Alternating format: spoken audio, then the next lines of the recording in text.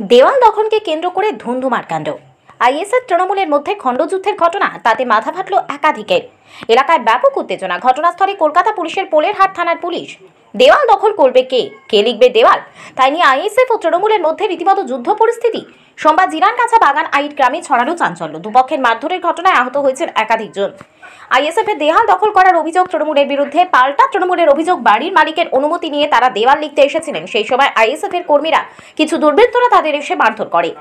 এই মারধরের ঘটনায় দুই পক্ষের বেশ কয়েকজন আহত হয়েছেন। এলাকায় ব্যাপক উত্তেজনা। পোলেরহাট থানার পুলিশ ঘটনাস্থলে যায়, পরিস্থিতি নিয়ন্ত্রণে নিয়ে আসে। আহতদের হাসপাতালে ভর্তি করা হয়েছে। সকালবেলা ওরা দেয়ালে চুন টেনে লিখতে এসে, ভালো জিনিস, সবাই লিখতে পারে, গণতান্ত্রিক যার সেই অধিকার আছে। কিন্তু আমাদের যে দেয়ালগুলো চুন টানা ছিল বা এসে বলে লেখা ছিল, সেইটা মুছে দিয়ে তার উপরে লিখছে। তো ইতিমধ্যে আমার কাছে একটা আমাদেরই একজন ভাই ফোন করেছিল না, যে ভাই এরকম আমাদের দেয়ালে চুন টানা আছে, তার উপরে ওরা ফের লিখছে, চুন টেনে মুছে দিয়ে এসে লেখা মুছে দিয়ে। আমি বলি তাহলে দেখো, তাদের বলো যে ফাঁকা আছে তো, তারা পাশে লেখ, সবাই লিখতে পারে, কি আছে। সে বাড়িওয়ালাকে বলে তারা এক ভাই হোক দুই ভাই হোক, যে ভাই হোক না কেন, আমরা এমনি বাদ দিয়ে লিখেছিলাম যে আমরা কিছুটা লিখবো, ওরা কিছুটা লিখবো, আমাদের ছেলে সেই সব। আমরা আইএসএফের তরফ থেকে, আমরা টিএমসির তরফ থেকে।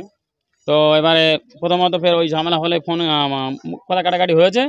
আমি গেলাম, গিয়ে বললাম তো সমস্যা, তার আসার সমস্যা মিটে গেল।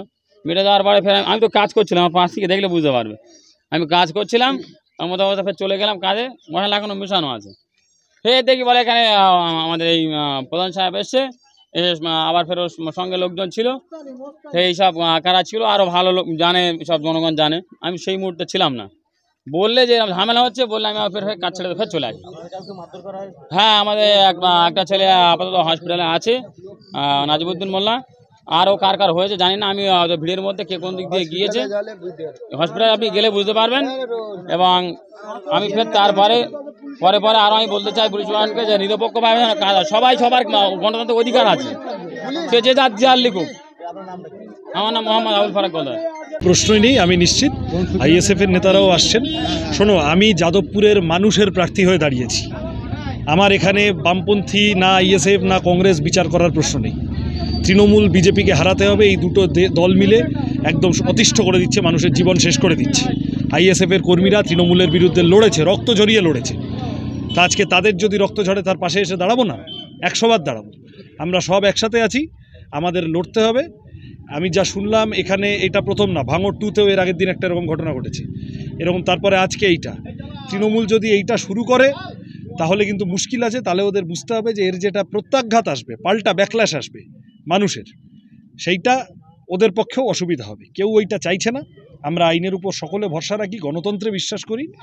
ফলত যে যার দেওয়াল লিখুক, যে যার কথা বলুক, তারপরে মানুষ বেছে নেবেন। ভাঙড়ের মানুষ শান্তিপূর্ণভাবে নির্বাচন চান।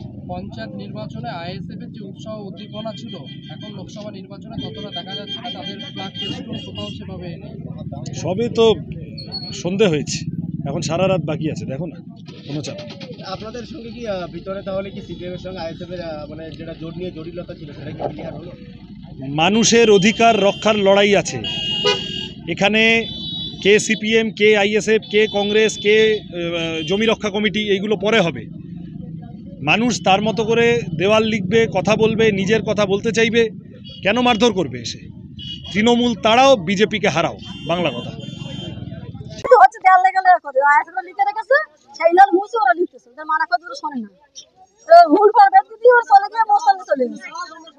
মানে